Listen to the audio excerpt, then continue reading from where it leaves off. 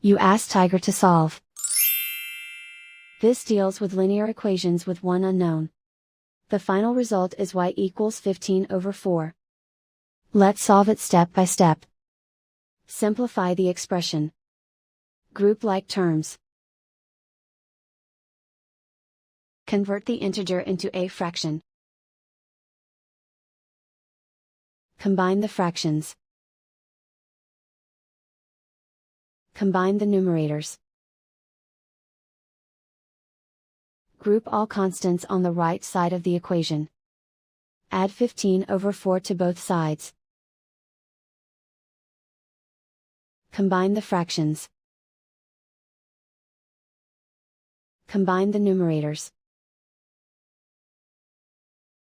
Reduce the zero numerator. Simplify the arithmetic.